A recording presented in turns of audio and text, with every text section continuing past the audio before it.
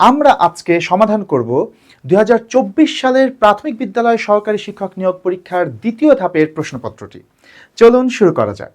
2024 সালের প্রাথমিক বিদ্যালয় সহকারী শিক্ষক নিয়োগ পরীক্ষার দ্বিতীয় ধাপের এই প্রশ্নপত্রটি খুব ইন্টারেস্টিং।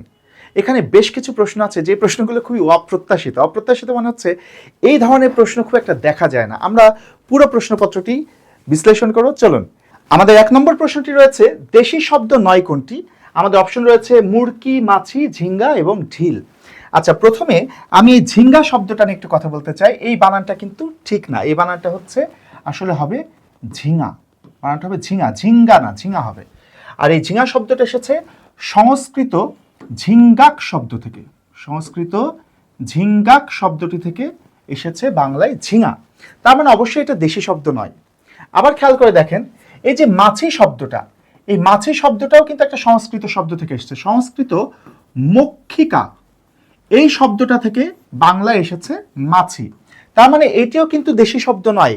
এই প্রশ্নটাতে আসলে দেশি শব্দ দুইটা আছে, মুরকি এবং ঢিল, এই দুইটা দেশি শব্দ। এই খ এবং গ, মাছি এবং ঝিঙা, কোনোটাই দেশি শব্দ নয়। সুতরাং এখানে উত্তর আসলে এই দুইটাই হবে। তবে এই প্রশ্নের উত্তর যদি এর মধ্যেও একটাকে করতে হয় তাহলে সেটা উত্তর করতে হবে মাছি। ঠিক আছে, কারণ এটা একদম সরাসরি মক্ষিকা থেকে মাছি এসেছে। কিছু কিছু বইতে মাছিটাকে সরাসরি সংস্কৃত শব্দও বলা হয়েছে, সেই কারণে উত্তর মাছি করা হবে। বাট আমি বলে রাখি, এখানে কিন্তু আসলে খ এবং গ এই দুইটার একটাও দেশি শব্দ নয়, সুতরাং উত্তর আসলে দুইটাই। ক্লিয়ার? এখন আসেন 2 নম্বর প্রশ্নটাতে যাই। 2 নম্বর প্রশ্ন রয়েছে একেই কি বলে সভ্যতা, এটি মধুসূদন দত্তের কি জাতীয় রচনা? আমরা জানি যে মধুসূদন দত্ত বাংলা সাহিত্যে অসংখ্য প্রথম দিয়েছেন, তাই না? বাংলা সাহিত্যের প্রথম সার্থক নাটক লিখেছেন, প্রথম সার্থক মহাকাব্য লিখেছেন। একইভাবে মধুসূদন দত্ত কিন্তু প্রহসন রচনাতেও বেশ দক্ষতা দেখিয়েছেন। মধুসূদন দত্তের 2টি প্রহসন রয়েছে, একটি হচ্ছে একেই কি বলে সভ্যতা, আর একটি হচ্ছে বুড়ো শালিকের ঘাড়েরও। এই 2টা প্রহসনই তিনি লিখেছেন, প্রকাশ করেছেন 1860 সালে। ঠিক আছে, তো অবশ্যই একেই কি বলে সভ্যতা এটা একটা প্রহসন। তাহলে মনে রাখতে পারেন এখান থেকে 2টা বলেছি প্রহসন, একটা হচ্ছে মধুসূদনের একটা প্রহসন হচ্ছে একেই কি বলে সভ্যতা, আরেকটি হচ্ছে বুড়ো শালিকের ঘাড়েরও। এই 2টাই 1860 সালে প্রকাশিত হয়। এখন আপনাদের প্রহসন কি এটা নিয়ে প্রশ্ন আসতে পারে। আমি এই প্রশ্নটাও একটু বলে দিই যে প্রহসন জিনিসটা কি। প্রহসন হচ্ছে যখন কোনো ব্যঙ্গ এবং হাস্যরসাত্মক ঘটনাবলীর মধ্য দিয়ে সমাজের কোনো সমস্যামূলক দিক তুলে ধরা হয়, তখন সেই লেখাটাকে বলা হয় প্রহসন। প্রহসনগুলো সাধারণভাবে নাটকের আদলে লেখা হয়ে থাকে। ঠিক আছে, এবার আসি 3 নম্বর প্রশ্নে। 3 নম্বর প্রশ্ন হচ্ছে মুক্তি পেতে ইচ্ছুক এক কথায় কি হবে? মুক্তি পেতে ইচ্ছুক, খেয়াল করেন, মুক্তি পেতে ইচ্ছুক এটাকে এক কথায় প্রকাশ করলে হয় মুমুক্ষু। এটা খুব ইন্টারেস্টিং প্রশ্ন। দেখেন সবগুলো অপশনেই মুমুক্ষু আছে, কিন্তু বানানটা চেঞ্জ করা আছে। এখানে 3টায় রস্য, এখানে রস্য দীর্ঘ রস্য, এখানে রস্য রস্য দীর্ঘ, এরকম। এই প্রশ্নটাতে কনফিউশনে পড়ার জায়গা কোথায় জানেন? এই উকারের ব্যবহারে। কারণ উকার ব্যবহারের একটা সূত্র কিন্তু আমরা সবাই শিখি, সেটা হচ্ছে 121। আপনাদের জানা আছে যে পাশাপাশি 3টা ইকার বা পাশাপাশি 3টা উকার থাকলে সাধারণত শুরুর এবং শেষের ইকারটা উকারটা রস্যই রস্য হয়, আর মাঝেরটা দীর্ঘই বা দীর্ঘ হয়। অর্থাৎ ব্যাপারটা এরকম, রস্য দীর্ঘ রস্য, রস্যই দীর্ঘই রস্যই, এরকম একটা সূত্র আমরা জানি। যেমন আমি যদি একটু মনে করিয়ে দিই মুমূর্ষু বানানটা, মুমূর্ষু বানানটাতেও কিন্তু আমরা দেখতে পাচ্ছি পাশাপাশি 3টা উকার আছে, তাই মাঝেরটা দীর্ঘও হয়েছে, দুই পাশে রস্যও হয়েছে। আবার যদি আমরা বলি পিপিলিকা শব্দটি, পিপিলিকা শব্দটিতেও আমরা দেখতে পাই পাশাপাশি 3টা ইকার আছে, সেই কারণে মাঝেরটা কিন্তু দীর্ঘ ইকার হয়ে যায়। এটা একটা সূত্র যে পাশাপাশি 3টা ইকার বা 3টা উকার থাকলে সামনেরটা এবং পেছনেরটা দুই পাশের 2টা রস্যই বা রস্য হবে, আর মাঝেরটা দীর্ঘই বা দীর্ঘ হবে। ঠিক আছে, এটা হচ্ছে সূত্র। তো এই সূত্রের কারণেই এটা ভুল হওয়ার সম্ভাবনা বেড়ে যায়। তো মনে রাখবেন এই যে সূত্রটি বললাম 121, রস্য দীর্ঘ রস্য, রস্যই দীর্ঘ রস্যই, এই সূত্রের বাইরে 2টা গুরুত্বপূর্ণ শব্দ আছে, যে 2টা শব্দে এই সূত্রটা অ্যাপ্লাই হয় না। একটা হচ্ছে মুমুক্ষু, মুমুক্ষু শব্দে পাশাপাশি 3টা উকার আছে এবং 3টাই রস্য হয়েছে। একই রকম আরেকটা শব্দ আছে, সেটা হচ্ছে বুভুক্ষু। এই বুভুক্ষু শব্দটিতেও কিন্তু পাশাপাশি 3টা উকার আছে, 3টাই রস্য হয়। বুভুক্ষু মানে হচ্ছে ক্ষুধার্ত। কথা ক্লিয়ার? তাহলে এই 121 বা রস্যই দীর্ঘই রস্যই, রস্য দীর্ঘ রস্য, এই সূত্রের বাইরে 2টা শব্দ মনে রাখবেন, একটা হচ্ছে মুমুক্ষু, একটা হচ্ছে বুভুক্ষু। বুভুক্ষু মানে ক্ষুধার্ত, মুমুক্ষু মানে মুক্তি পেতে ইচ্ছুক। ক্লিয়ার? চলেন আমরা একটু পরের প্রশ্নে যাই। আমাদের পরের প্রশ্নটি রয়েছে আমরা সবাই রাজা, আমাদের এই রাজার রাজত্বে, এই গানে কোন ভাব প্রকাশ পেয়েছে? আচ্ছা, এটা আমরা সবাই জানি যে রবীন্দ্রনাথ ঠাকুরের লেখা একটি গান, আমরা সবাই রাজা আমাদের এই রাজার রাজত্বে। এই গানটা কিন্তু শিশুদের জন্য রচনা করা, শিশুদের গান। সুতরাং যেহেতু শিশুদের গান, সুতরাং অবশ্যই এখানে অপশন হিসেবে দেখেন, শিশুদের গান কি অপশন হিসেবে কখনো স্বৈরতন্ত্র হতে পারে? স্বৈরতন্ত্র বোঝানোর জন্য কি শিশুদের জন্য গান লেখা হতে পারে? হতে পারে না। সেই কারণে এটা অবশ্যই উত্তর হবে না। এখন রসবোধও উত্তর হবে না, কারণ শিশুদের জন্য লেখা, শিশুদের জন্য আবার রসবোধ প্রকাশ করার তো প্রয়োজন নাই। শিশুদের জন্য যে লেখাগুলো লেখা হয় সেগুলো খুব সাধারণ জিনিসপত্র শেখানোর জন্য লেখা হয়। তো খেয়াল করে দেখেন, আমরা সবাই রাজা আমাদের রাজার রাজত্বে, এই গানের মধ্য দিয়ে মূলত শিশুদের মধ্যে দায়িত্ববোধ তৈরি করার চেষ্টা করা হয়েছে, যে যেহেতু আমরা সবাই রাজা, মানে আমাদের সবাইকেই এই রাজ্যের দায়িত্বভার গ্রহণ করতে হবে, আমাদের সবারই নিজ নিজ জায়গা থেকে যে দায়িত্বগুলো আছে সেই দায়িত্ব পালন করতে হবে। এই জিনিসটা শিশুদের শেখানোর উদ্দেশ্যেই রবীন্দ্রনাথ শিশুদের উদ্দেশ্যে এই গানটি লিখেছিলেন। তো এটার উত্তর হবে হচ্ছে দায়িত্ববোধ। আশা করি বুঝতে পেরেছেন। 5 নম্বর প্রশ্নটি বলছে, নিচের কোনটি শরৎ সাহিত্যের চরিত্র নয়? এর মানে হচ্ছে কোনটি শরৎচন্দ্রের গল্প উপন্যাস এইগুলোর চরিত্র নয়, সেটা আমাদের বের করতে হবে। আমরা সবগুলো অপশন একটু যাচাই বাছাই করে দেখব। আচ্ছা, এখানে প্রথমে আছে হচ্ছে সাবিত্রী। সাবিত্রী কিন্তু অবশ্যই শরৎচন্দ্র চট্টোপাধ্যায়ের উপন্যাসের চরিত্র, চরিত্রহীন উপন্যাসের চরিত্র হচ্ছে সাবিত্রী। সুতরাং এটা অবশ্যই শরৎ সাহিত্যের চরিত্র। আমাদের বলছে শরৎ সাহিত্যের চরিত্র নয় কোনটি, এটা শরৎচন্দ্রের চরিত্র, সুতরাং এটা উত্তর হচ্ছে না। গফুর, দেখেন গফুর একটা বিখ্যাত চরিত্র, শরৎচন্দ্রের শ্রেষ্ঠ গল্প বলা হয় যেটাকে মহেশ, এই মহেশ গল্পের চরিত্র হচ্ছে গফুর, সুতরাং এটাও শরৎচন্দ্রেরই চরিত্র। ষোড়শী, এটি উত্তর হবে না, কারণ ষোড়শী হচ্ছে শরৎচন্দ্রের দেনা পাওনা নামে একটা উপন্যাস আছে, যে উপন্যাস থেকে পরবর্তীতে নাট্যরূপ দেওয়া হয়েছিল ষোড়শী নামে। এই ষোড়শী হচ্ছে দেনা পাওনা উপন্যাসের একটা চরিত্র, সুতরাং এটাও শরৎচন্দ্রেরই চরিত্র, এটা উত্তর হবে না। আমাদের এখানে সঠিক উত্তর হবে সুরবালা। এই সুরবালা হচ্ছে রবীন্দ্রনাথ ঠাকুরের একটি ছোট গল্প আছে যেটার নাম হচ্ছে এক রাত্রি, সেই এক রাত্রি ছোট গল্পের চরিত্র হচ্ছে সুরবালা। ওকে, পরের প্রশ্নে যাই। মোরা একটি ফুলকে বাঁচাবো বলে যুদ্ধ করি গানের গীতিকারকে। খুবই গুরুত্বপূর্ণ প্রশ্ন, এটা কতবার যে বিভিন্ন পরীক্ষায় এসেছে, তাই না? মোরা একটি ফুলকে বাঁচাবো বলে যুদ্ধ করি, খেয়াল করেন এই গানের গীতিকার, গীতিকার মানে কি, যিনি গানটি লিখেছেন, এই গানের গীতিকার হচ্ছেন গোবিন্দ হালদার। হ্যাঁ, আরেকটা জিনিস এখানে বলে দেয়, আরেকটা সংযুক্ত তথ্য, এটাও পরীক্ষা আসে, সেটা হচ্ছে মোরা একটি ফুলকে বাঁচাবো বলে যুদ্ধ করি, এই গানের সুরকারকে। গীতিকার বললে গোবিন্দ হালদার, তিনি লিখেছেন, আর সুরকার বললে আপেল মাহমুদ, আপেল মাহমুদ হচ্ছে সুর করেছেন। তাহলে এই প্রশ্নটার উত্তর, গীতিকারের উত্তর হচ্ছে গোবিন্দ হালদার। তবে যদি প্রশ্ন থাকে সুরকারকে, তাহলে তখন উত্তর হবে কি, আপেল মাহমুদ। কথা ক্লিয়ার? পরের প্রশ্নে যাই, চলেন। আমাদের পরের প্রশ্নটি রয়েছে, হর্ষণ শব্দের অর্থ কি? হর্ষণ শব্দটির অর্থ কি? হর্ষণ শব্দের অর্থ আমি সরাসরি বলে দিচ্ছি, হর্ষণ শব্দের অর্থ হচ্ছে আনন্দ। হর্ষণ শব্দের অর্থ কি? আনন্দ। একই রকম আরেকটি শব্দ আছে হর্ষ, এই হর্ষ শব্দের অর্থ কিন্তু আনন্দ। হর্ষ বা হর্ষণ দুইটা শব্দের অর্থই হচ্ছে আনন্দ। মৃন্ময়ী রবীন্দ্রনাথ ঠাকুরের কোন ছোট গল্পের নায়িকা?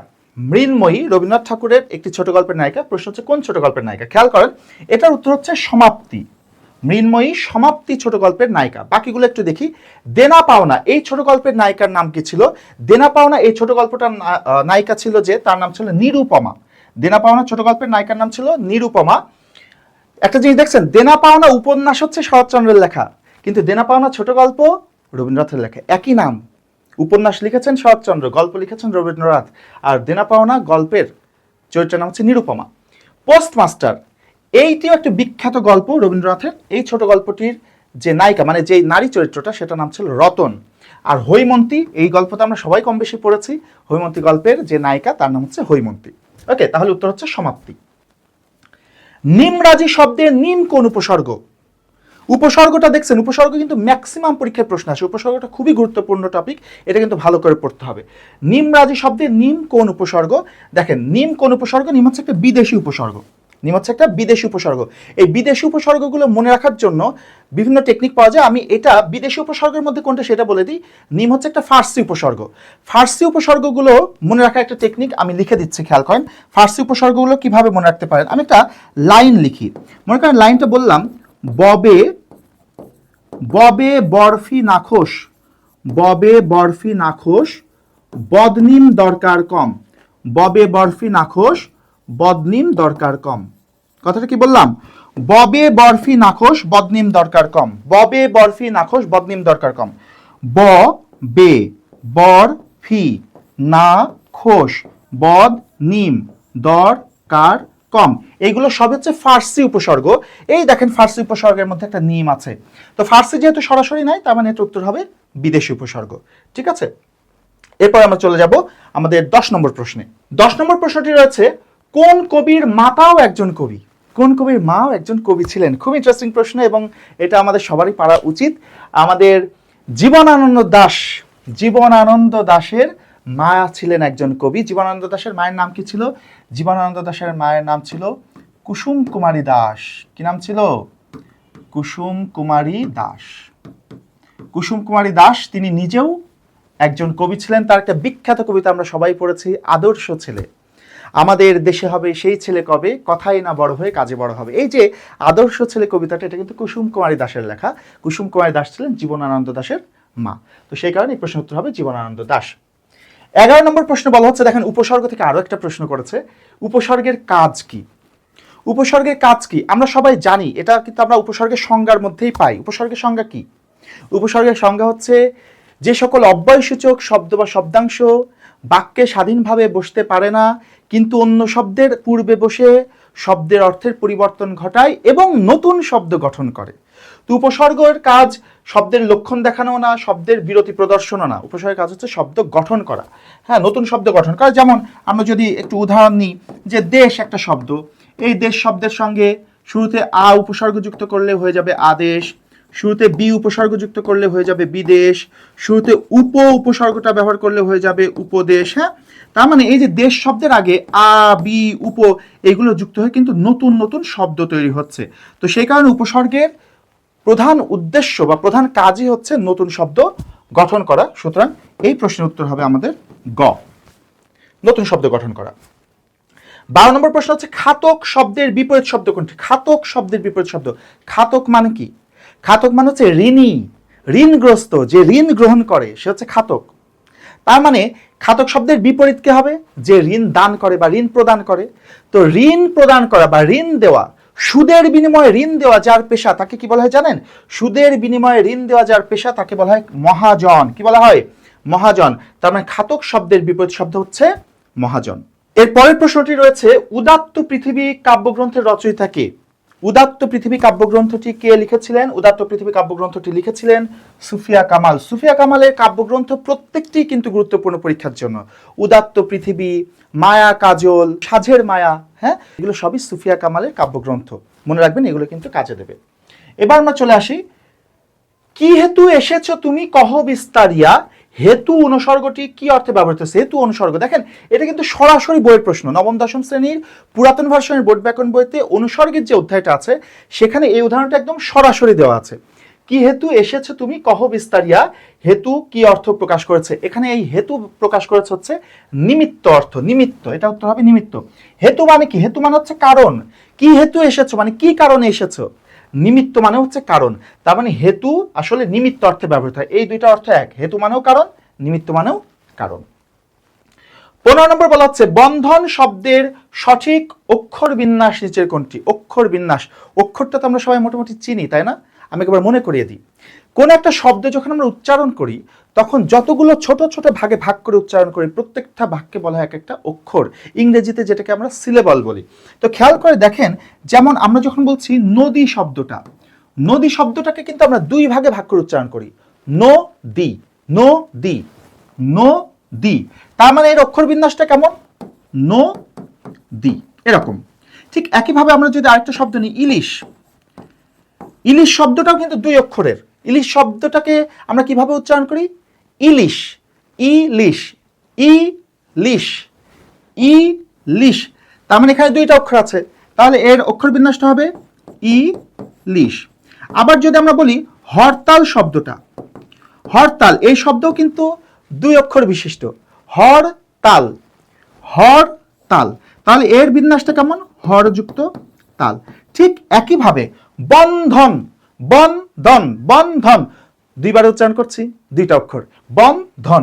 এই দেখেন এটা তাহলে অক্ষর বিন্যাস কি হবে? বন্ধন। এটা হবে আমাদের উত্তর।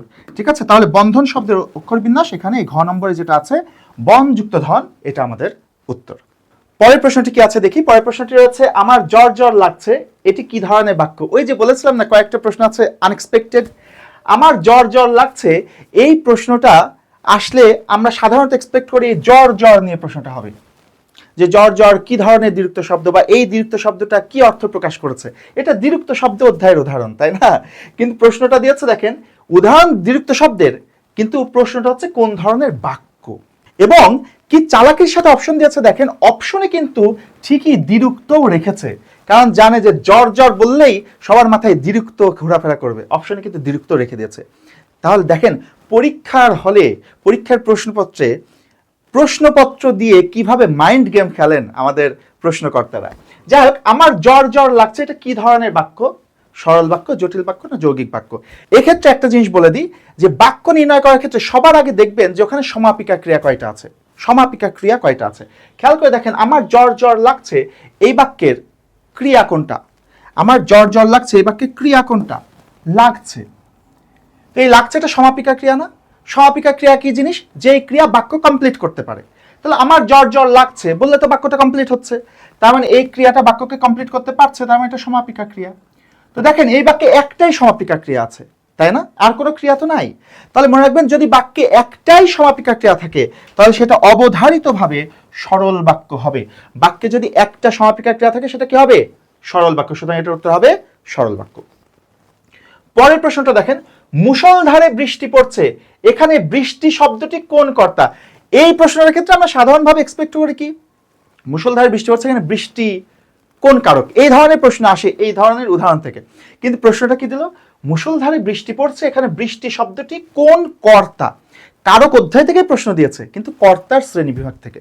তো খেয়াল করে দেখেন, কর্তা হচ্ছে আমাদের 4 প্রকার কর্তা আছে। কর্তা কয় প্রকার? 4 প্রকার। কি কি?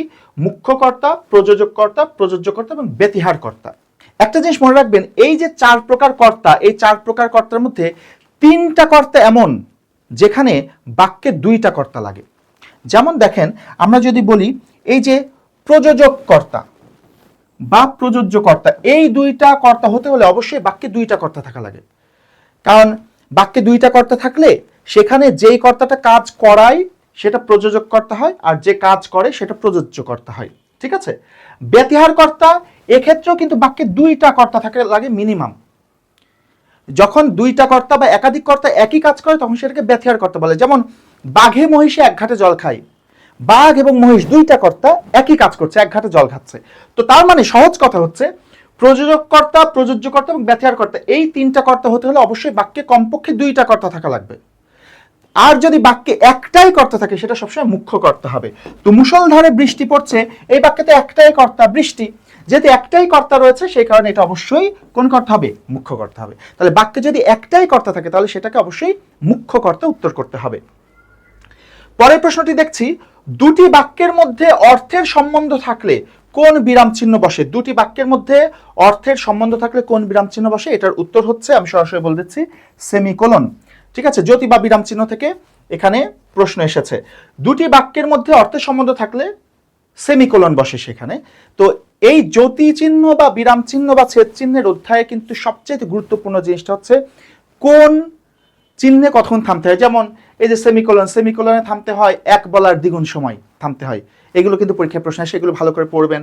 আর কয়েকটা জিনিসের ব্যবহার কোথায় কোথায় ব্যবহৃত হয়, যেমন কমা কোথায় বসে, সেমিকোলন কোথায় বসে, কোলন কোথায় বসে, হাইফেন কোথায় বসে, কোলন ড্যাশ কোথায় বসে, এই যেগুলো বললাম এইগুলো কিন্তু পরীক্ষায় বেশি আসে। এইগুলোর ব্যবহার একটু ভালো করে বই থেকে পড়ে নিতে হবে। তো আপাতত এই প্রশ্নটার উত্তর হচ্ছে সেমিকোলন।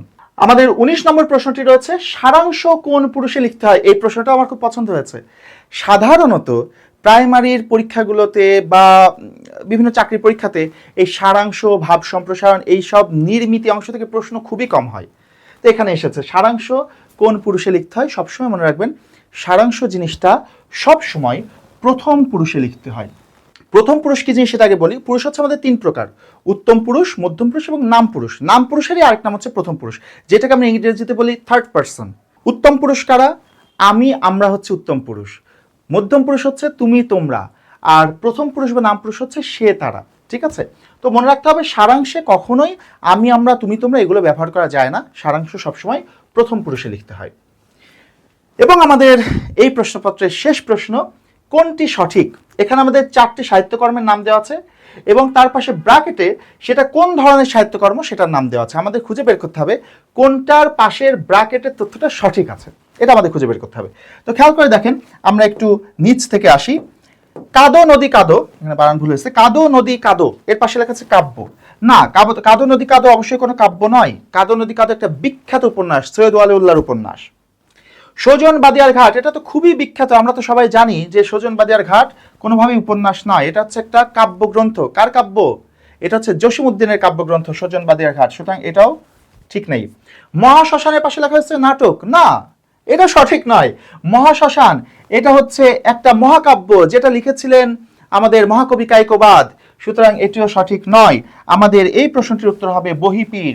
বহিপীর হচ্ছে একটি নাটক, বহিপীর নাটকটি লিখেছেন সৈয়দ ওয়ালিউল্লাহ।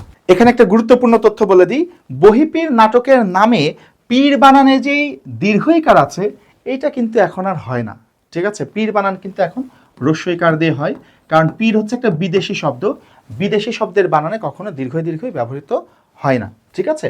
তো সেই জায়গা থেকে বহিপীর এই শব্দটি আমরা বহিপীর নাটকের নাম লেখার সময় এই বানানটাই লিখবো, কারণ নাটকের নামে এই বানানটা ছিল।